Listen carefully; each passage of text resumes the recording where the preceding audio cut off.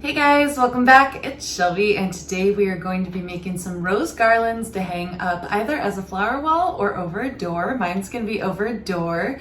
But you know when you go to events and you just have like those strings hanging down with the flowers just floating like it's a snapshot from a fairy tale just suspended in time? That's what we're making today. I ordered these foam roses off Amazon a while ago actually, and I haven't done anything with them. Mainly just because they didn't look as real as I was hoping they would. But today's craft is where we finally use them. It's a beautiful pink and I think it's gonna go really nicely with the twine, so I'm going to be using the twine as well. I have a pair of scissors here and a hot glue gun heating up in the corner. If you like the craft, don't forget to hit that thumbs up button. Feel free to subscribe if you'd like to see more of my channel, and we're gonna get right into it. So first off, all you need to do is just get as much twine as you think you're gonna need. I already pre-measured and I'm going to need about this much.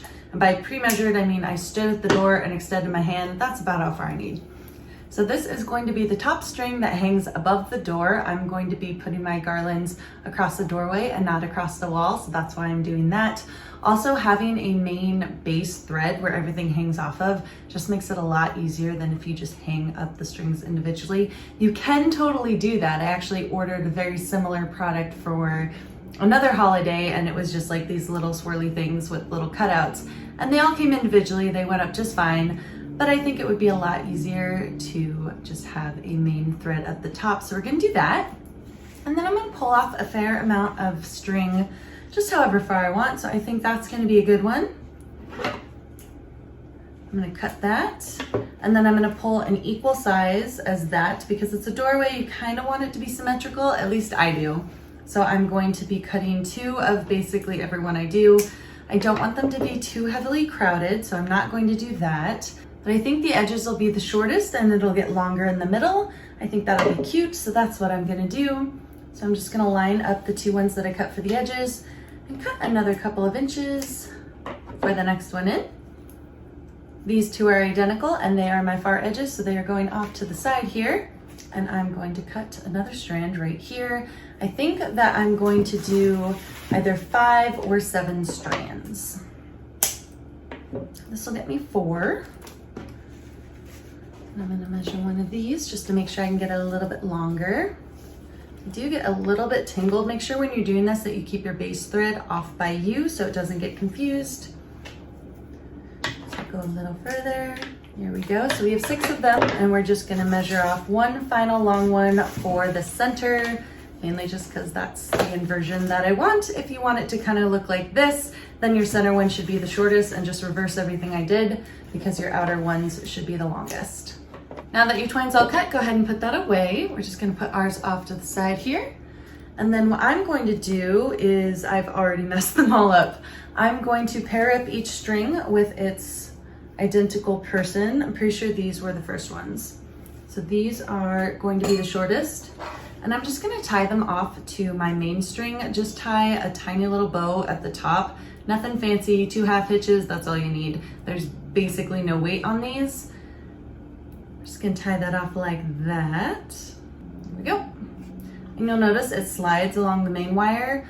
I'm doing that just in case I didn't quite measure and it's too long, and then I can kind of, you know, space them out when they're on the door, make it a little bit easier on myself. There we go. So we have the main wire with 2 of the outer wires hanging down, and I'm gonna do that with all the other wires just so I already have them hanging down and in formation. Okay, so here is my baseline with all of my 7 strands hanging off of it in formation.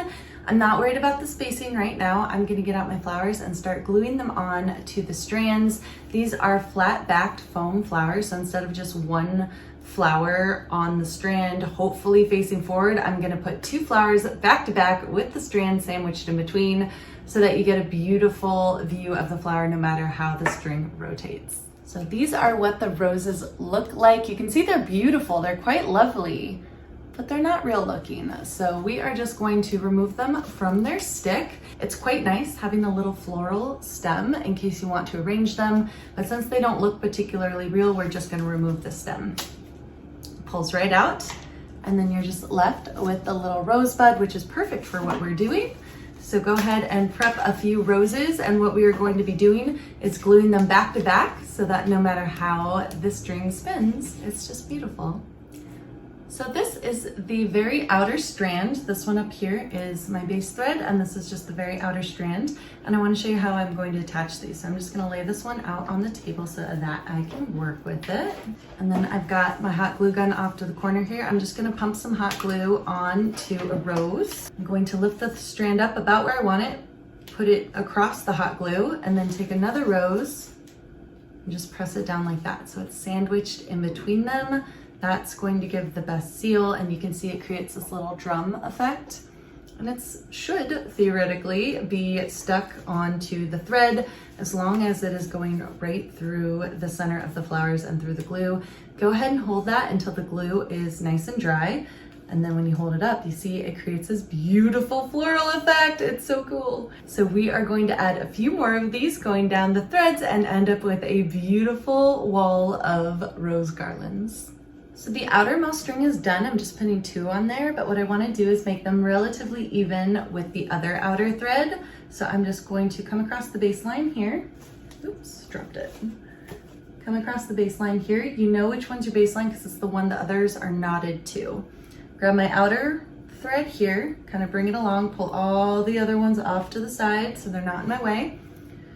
Kind of evenly line this up just to see where I need to glue my other roses to make it roughly even. It will be across the door frame, so close counts, but I do want them kind of within the ballpark of the flowers hanging at the same level as each other. There we go, another one like that. This is a really easy, simple, fast craft, but I think it's gonna be really cool. There we go, very last thread. We are starting on the very end of this craft.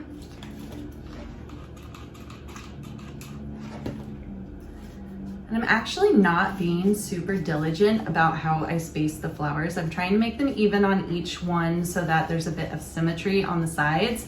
But as far as where each one hangs in relation to the strand immediately next to it, I'm not spacing it out perfectly. And the reason I'm not doing that is because then there's just too much symmetry. Like I kind of want it to look like flowers got blown off the tree, even though I know roses don't grow on trees.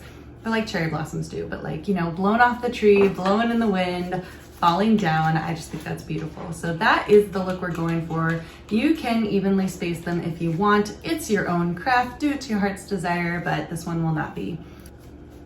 All right, guys, so that was the very last rose that I'm holding right now. Right now, honestly, it's just a tangled mess, but I'm gonna bring this out into the living room because that's where the door I wanna hang this on is located, and we're gonna hang this up and see just how fabulous it is.